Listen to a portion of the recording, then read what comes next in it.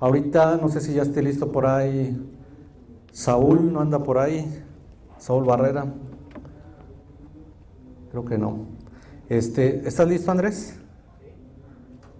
Adelante. Listo.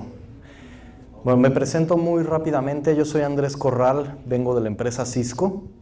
Les voy a hablar de por qué hoy en día es el mejor momento para ser estudiante. Esto desde un punto de vista de cómo las tecnologías impactan en cómo los estudiantes llevan sus actividades día a día, ¿no?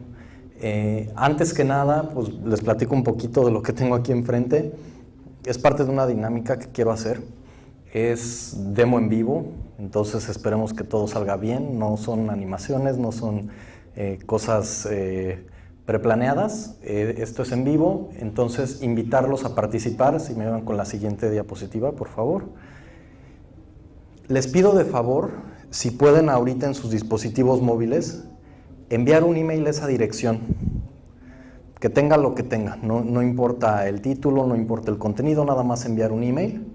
Lo que va a suceder es ese sistema les va a responder con una invitación a participar en una aplicación que tiene Cisco. No sé si ya la conocían, se llama Cisco Spark. Es una aplicación gratuita y es para productividad de equipos. Entonces ustedes van a mandar un email ahí, les va a llegar un email en respuesta a eso, invitándolos a la herramienta. Si es que ya tienen Spark y ya lo utilizan, entonces nada más abren la aplicación y ya van a formar parte de un grupo. En ese grupo, ustedes van a contestar una pregunta. Adelante, por favor. Son 3 palabras secretas. Cada palabra está asignada a uno de esos 3 focos y van a cambiar de color cuando alguien diga una de esas 3 palabras secretas. Esas 3 palabras son los 3 puntos más importantes de los que voy a hablar hoy en día. Y responden a esa pregunta: ¿cuáles son las 3 cosas que un usuario debe de poder hacer en cualquier momento para poder colaborar de manera ágil? Y son 3 simples palabras. Cuando alguien ponga esa palabra en esa conversación de Spark, nos va a avisar con uno de estos focos, les va a llegar también la notificación y se van a hacer acreedores a un premio. Y bueno, aquí están los premios, se los pongo por aquí, son 3 mochilitas bastante bonitas.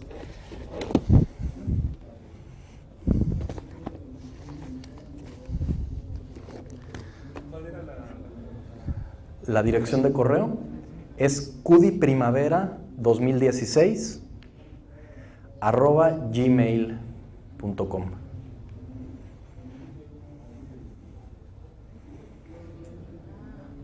Bueno, continuamos con la siguiente diapositiva, por favor.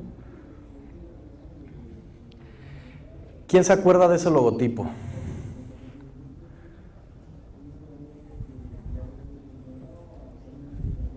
¿Nadie? Pues sí. ICQ. ¿Quién usó ICQ?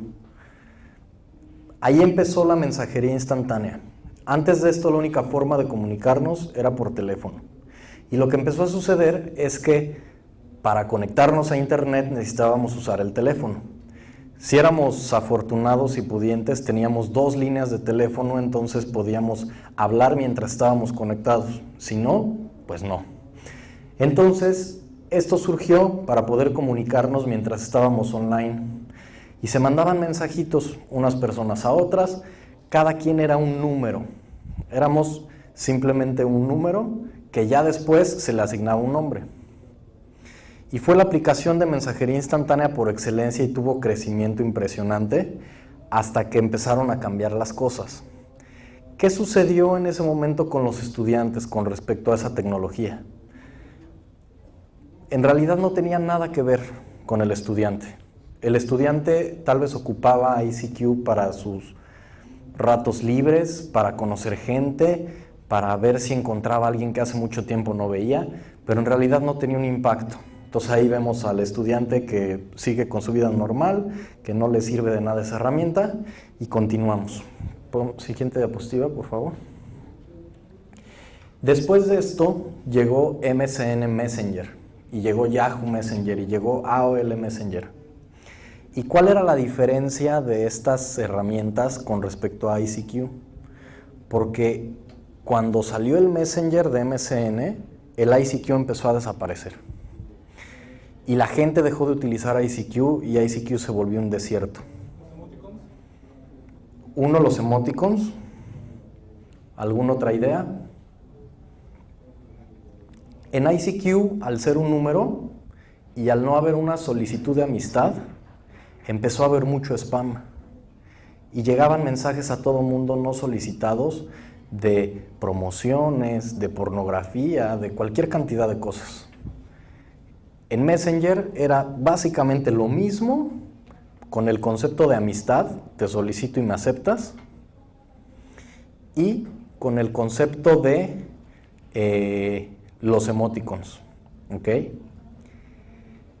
Después de esto, bueno, seguimos hablando de mensajería, son mensajes instantáneos. Sin embargo, ya había una diferencia muy grande, ¿ok? Esa diferencia hizo que ya los estudiantes empezaron a tomarlo más en cuenta. Al mismo tiempo empezaron a salir las conexiones a internet que no necesitaban la línea telefónica. Entonces el caso de uso también empezó a cambiar un poco. Pasamos a la siguiente, por favor. ¿Qué sucedió después? ¿Cuál fue la siguiente generación? Primero llegó BlackBerry Messenger, que es el que está del lado izquierdo. Entonces todo el mundo quería un BlackBerry. Y si no tenías un BlackBerry, no tenías BlackBerry Messenger, por ende estabas fuera de la comunicación.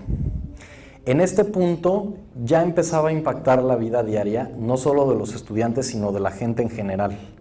En este momento ya los mensajes estaban en el bolsillo, no en la computadora cuando estabas online. Y lo que sucedió, o sea, ¿qué diferencia tiene MSN Messenger instalado en un BlackBerry comparado con el BlackBerry Messenger? ¿Qué fue lo que cambió en esa generación?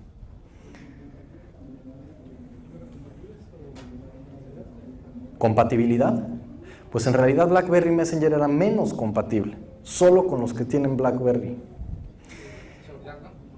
Seguridad fue uno de ellos. Empezaron a ver la seguridad y que fue de hecho lo que le dio ese empuje a BlackBerry.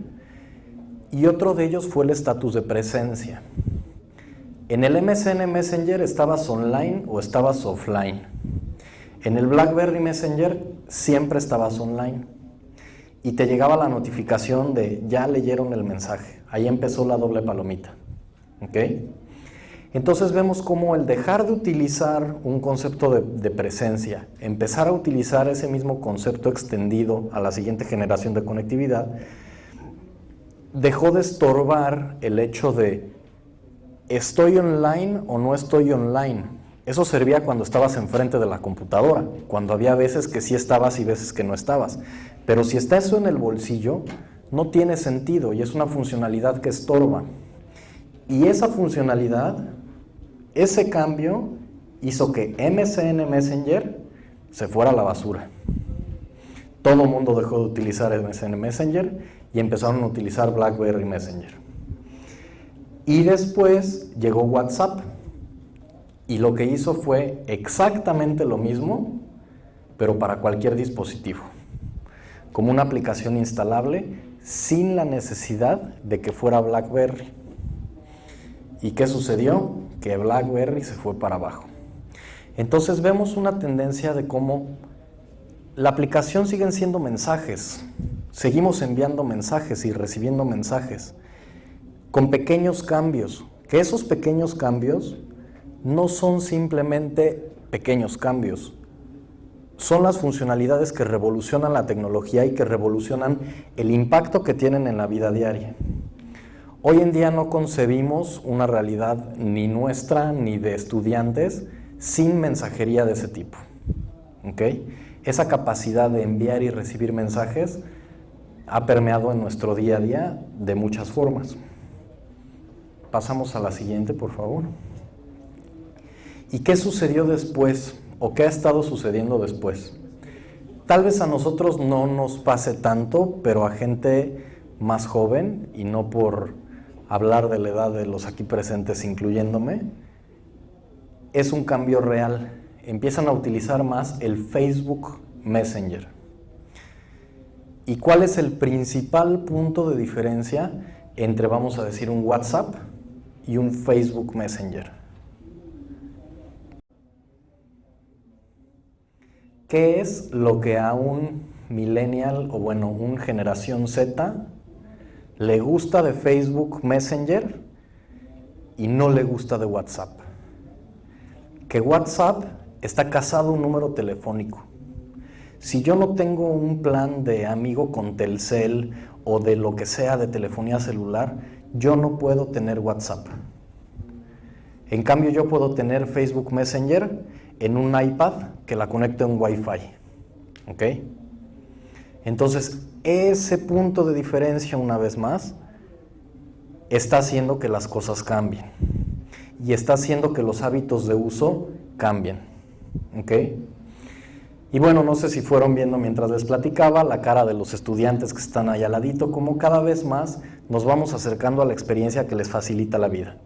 Hoy en día, ser estudiante implica poder utilizar cualquiera de esas cosas, poder contactar a cualquier persona con la que quieran hablar, tengan o no tengan un número telefónico, con seguridad, vaya, muchas funcionalidades, todas las que fuimos viendo que se fueron agregando en este camino, que han hecho esas revoluciones, que han hecho que lleguemos a hoy en día a ese tipo de esquemas que en realidad afectan y ayudan a la vida de un estudiante. Pasamos a la siguiente, por favor. ¿Y qué es lo que viene después? ¿O qué es lo que estamos haciendo nosotros en Cisco para esa siguiente generación y esa siguiente revolución? No se trata nada más de mensajería instantánea. Hemos ido viendo cómo de todas esas distintas generaciones de mensajería instantánea y de formas de enviar mensajes, esas revoluciones han sido funcionalidades, a veces pequeñas, a veces más sustantivas, pero es lo que ha hecho esos grandes cambios. ¿Qué problemas tiene esa mensajería y qué cosas son las que estamos resolviendo con esta nueva herramienta? Que es precisamente la que les invité a instalar con el email, parte de la dinámica. No solo se trata de enviar mensajes, sino de poner esos mensajes en un contexto. Los mensajes se ponen en un contexto cuando hay un histórico, cuando hay una persistencia. Muchas veces, y seguramente le sucede, iniciamos una conversación o una interacción con alguien por WhatsApp, vamos a decir. Y después decimos, oye, mándamelo por email, para que conste, o muchas veces decimos, te lo mando por email, porque no me voy a poner a escribir todo eso aquí. O porque por email te voy a mandar un archivo anexo. Pero entonces lo que sucede es que empezamos a fragmentar la experiencia. Por una parte, iniciamos con mensajes, después de esos mensajes pasamos a un email y después del email vamos a mandar un attachment.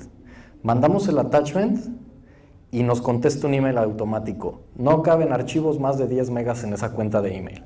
Ah, entonces te lo paso con un USB. O lo subo a un Dropbox. O mándamelo a mi cuenta personal, porque ahí sí cabe, ¿no? Entonces, por una parte iniciamos la conversación, por otra dimos seguimiento, por otra tenemos el contenido. Y cuando queremos retomar el tema, todo está regado por todos lados, ¿ok? Esto es parte de lo que se busca resolver con Spark. En Spark nosotros podemos tener esa mensajería, ese contexto, ese histórico, esos archivos, y no es una transferencia de archivos, es un compartir a través de la nube. No estoy utilizando un storage local, no estoy dependiendo de que si recibí el archivo en el teléfono, esté en el teléfono, o si lo recibí en la computadora, esté en la computadora. No, yo lo envío y se queda en la nube, y yo lo puedo consultar cuando quiera. Y no solo eso puedo ponerle también integraciones. Parte de las integraciones es la dinámica que estábamos haciendo ahorita. ¿Podríamos regresar a la primera diapositiva, nada más para las personas que llegaron más tarde? Estamos haciendo una dinámica para llevarnos algunos premios. Nada más necesito que envíen un email a esa dirección. Les va a contestar un email con la invitación a instalar Spark. Van a instalarlo, ya van a estar dentro de una conversación en un grupo en donde hay que contestar una de 3 palabras clave. Dentro de esta plática que les estoy dando hay 3 conceptos principales de los cuales les voy a hablar, cada una con una palabra. Entonces hay que descubrir esas palabras secretas. Cuando descubran las palabras secretas van a ganar un premio. Ya, regresamos a donde estábamos.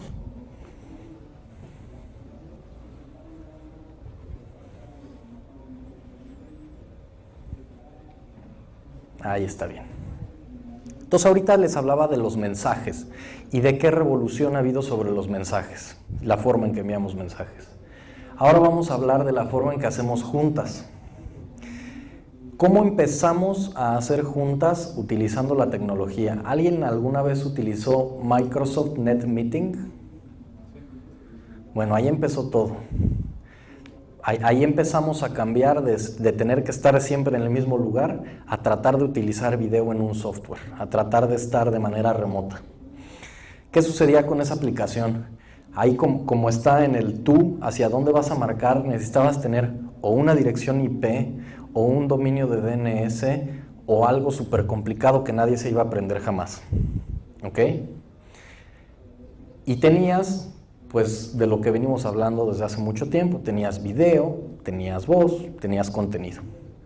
A veces, ya en las versiones nuevas de NetMeeting, podías ceder el control a una persona que utilizara tu computadora. Y una vez más vemos al estudiante ahí debajo que como que no entiende para qué le puede servir eso. Pasamos a la siguiente, por favor.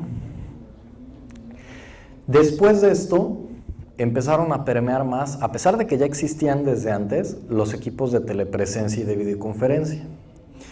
Pero ¿qué sucede con estos equipos de telepresencia y videoconferencia en esa generación, en esa época? Para hacer una marcación necesitabas apartar mínimo 4 canales BRI de un ISDN. Necesitabas abrir puertos, necesitabas aprenderte la IP del firewall configurado para H323. Necesitabas configurar un ATEO compatible con todas esas cosas. Terminaba siendo una tecnología que sí tiene sentido, que sí se utiliza, pero que su utilización no permea, que su utilización se queda arriba en el Olimpo en un grupo restringido de doctores o de académicos que tienen derecho a utilizar esa tecnología, pero no en una tecnología que utilice todo mundo a diario. ¿Ok? Pasamos a la siguiente. ¿Qué es lo que viene después de eso? Viene el tener la telepresencia como un servicio personal, no como una infraestructura separada, sino como parte de un servicio personal al que soy acreedor simplemente por ser estudiante. Que tengo versiones gratuitas, tengo versiones pagadas que la funcionalidad completa la obtengo con $3 mensuales, y que no solo me permite, como ahorita les comentaba José Luis, conectar personas a través de esa plataforma que hablo de Cisco Webex, sino también conectar salas de telepresencia. ¿Y qué sucede con las salas de telepresencia de nueva generación? Que tampoco tienen controles complicados, como este, que es un touchscreen que se controla desde mi dispositivo móvil, que desde que entro a la sala ya sabe que yo soy Andrés Corral y que mis números frecuentes son tales que tengo guardados en mi perfil. Que el mismo diseño del equipo te invita a utilizarlo y no a temerle. Que no tengo que estar pensando en si los recursos de mi multipunto fueron suficientes o insuficientes. Simplemente por ser un usuario tengo derecho a esos recursos multipunto y se utilizan en la nube y no me preocupo por eso. Entonces, en esta nueva generación de servicios para hacer juntas, ya no tengo que preocuparme por todas esas cosas de antes. Ya no tengo que preocuparme por a dónde voy a conectar, sino que yo tengo mi sala de juntas personal. El mismo concepto que nos explicaba José Luis, una sala de juntas virtual, pero en este caso personal. Tengo una que tiene mi nombre y tiene mi apellido. Y siempre va a ser el mismo, no como antes, que en la misma herramienta de Webex era, vamos a conectarnos a un Webex. ¿Cuál es la clave de la sesión? Y es un número de 9 dígitos. Y cada vez que haces la misma sesión, aunque sea recurrente, cambia ese número. Entonces tenías que estar mandando un mensajito. Oye, ¿cuál es el número de la sesión a la que me tengo que conectar? Y una vez más la experiencia queda completamente fragmentada. Queremos hacer una junta, hay que hacer una junta. No hay que aprenderse protocolos, formas de marcar, IPs restringidas, etcétera, etcétera. Para hacer juntas, hago mis juntas en mi sala de juntas virtual personal. ¿Ok? Pasamos a la siguiente. Y finalmente, hablamos ya de mensajes, de cómo hacer juntas y de cómo hacer llamadas. ¿Cómo afecta a la vida del estudiante y cómo ha ido evolucionando la forma de hacer llamadas? Antes hacíamos llamadas, pues era lo único que había. Y para comunicarnos, levantábamos el teléfono, marcábamos utilizando ese disco, utilizando teclas un poquito después, para comunicarnos con otra persona, utilizando voz, nada más. Obviamente, ese concepto se ha ido extrapolando hacia el mundo del video. Ya las llamadas no nada más son en voz, sino que son en video. ¿Cuál es el concepto que diferencia una junta de una llamada? Que es a una persona y que la mayor parte de las veces no es planeada. Una junta se dice, ok, vamos a tener una junta y nos ponemos de acuerdo y decimos cuándo y en dónde. Sea un lugar físico o virtual, se planea. Una llamada es, te localizo, te marco, te llamo en este momento. ¿Ok? Ese concepto, ¿cómo ha afectado la vida de los estudiantes? Directamente como estudiantes no tanto. Pues todo mundo desde hace mucho tiempo tenemos un número de teléfono en la casa y podemos utilizarlo para hacer y recibir llamadas. Pero en el ámbito estudiantil, eso no había tenido una importancia relevante. Pasamos a la siguiente, por favor. ¿Qué sucede después en la siguiente generación? Ya empieza a haber teléfonos celulares, ya podemos hacer esas llamadas estemos donde estemos. Entonces eso ya empieza a afectar cómo, pues muchas veces una llamada es para saber si tu compañero de equipo en la universidad está dentro de la universidad o no. Y del lado de la telefonía fija empezamos a tener funcionalidades más avanzadas. Obviamente el hecho de que en vez de ser telefonía análoga sea telefonía IP ha servido para reducir costos, para que esté más disponible para todo mundo, pero desde el punto de vista funcional, la experiencia seguía siendo básicamente la misma. ¿Ok? Entonces en ese momento empieza a haber como que ese permear en la vida y en la cultura del estudiante de ya puedo localizar a cualquier persona cuando quiera, pero sigue siendo solo voz. Entonces pasamos al siguiente, por favor. Y un punto muy importante en esa etapa. El hacer esas llamadas es un recurso que cuesta por llamada o por minuto. ¿Ok? Entonces, la utilización que yo le dé a ese recurso va a ser medida pues en base a eso, que tiene un costo. No voy a utilizarlo para quedarme a platicar horas. Va a ser hablar poquito porque me cuesta y cuelgo. Y después pasamos a lo que tenemos hoy en día, que tenemos smartphones con aplicaciones que te permiten hacer voz, que te permiten hacer video, que te permiten hacerlo gratis y de forma segura. Eso ya permea en la vida de los estudiantes. Eso ya hace que si yo quiero quedarme platicando con alguien y estudiar de manera remota con alguien, ya sea que él esté en la biblioteca y yo esté en otro piso dentro del mismo campus, va a suceder y lo van a hacer y lo hacen hoy en día los estudiantes. ¿Por qué? Porque lo tienen disponible y porque no cuesta. ¿Ok? Y al mismo tiempo tenemos... Y al mismo tiempo tenemos del lado del personal, vamos a decir, de la universidad, tenemos dispositivos personales que les permiten hacer esas mismas funcionalidades, pero de manera más avanzada y más administrada. La siguiente, por favor. Entonces esto ya nos deja pensando en las cosas que un estudiante hoy en día, teniendo todo eso a la mano, ¿qué es lo que puede hacer? Y las formas diferentes en que puede aprender y las formas en que puede trascender a esa educación tradicional que podría obtener. O de qué manera él va a poder interactuar de una manera más eficiente con sus compañeros. ¿Ok? Siguiente diapositiva, por favor. Tenemos dentro de los focos, regreso un poco a la dinámica, uno de los focos está rojo. Y les voy a explicar qué significa que uno de esos focos esté rojo.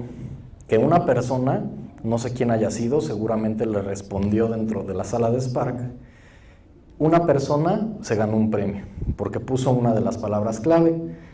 Esa herramienta de Spark, que pongo en la diapositiva al centro, tiene muchas integraciones. Antes escuchábamos integraciones y forzosamente te imaginas a un programador haciendo código.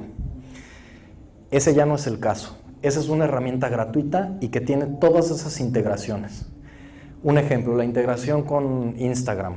Si ustedes toman una foto y le ponen un hashtag y la publican en Instagram poniendo QDI Primavera 2016, va a aparecer en esa sala de Spark. Automáticamente va a funcionar y va a aparecer en esa sala de Spark. Esa es una funcionalidad que está abierta, gratuita, para que cualquier estudiante pueda hacerla y pueda hacer ese tipo de integraciones. Otra de ellas, una integración con Fitbit.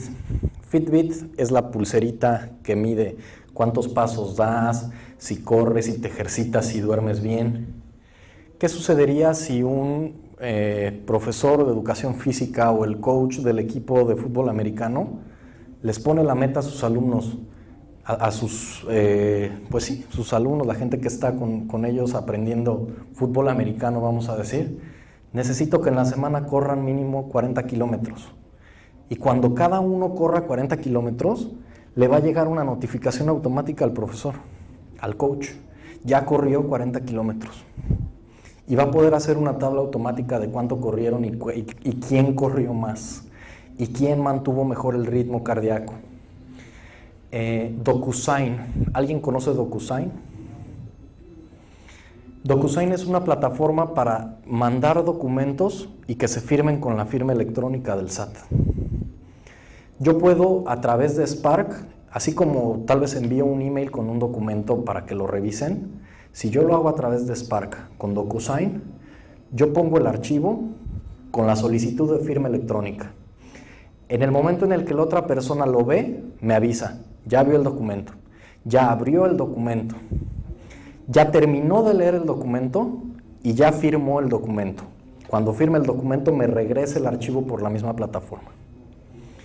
¿Y qué es lo que estamos viendo aquí ahorita? Ah, mira, ya hay dos.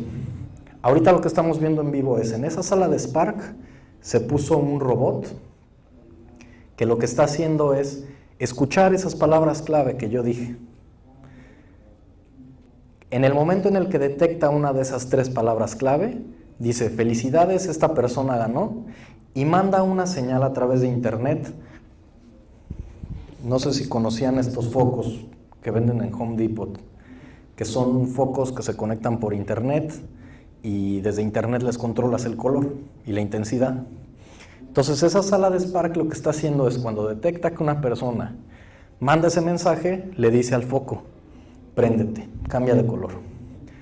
Es simplemente una muestra del tipo de integraciones que se pueden hacer.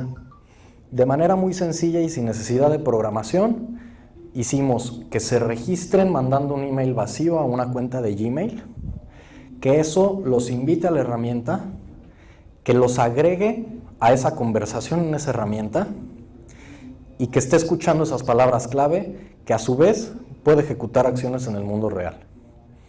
Que podría ser publicarlo también en Twitter, que podría mandarles un email de confirmación, lo que sea. Entonces, más allá de que el tema hoy en día se trate de voz, video y comunicación, esto se está volviendo un tema mucho más profundo que hace que los estudiantes necesiten tener este tipo de herramientas a la mano. Tal vez el poder mandarse mensajes, hacer juntas y hacer llamadas es la base de todo esto. De ahí hay que empezar a construir hacia arriba y poner esa plataforma para que puedan crecer todas esas funcionalidades. Pues bueno, de mi parte es todo. No sé si tengan alguna duda, comentario, cómo estamos de tiempo.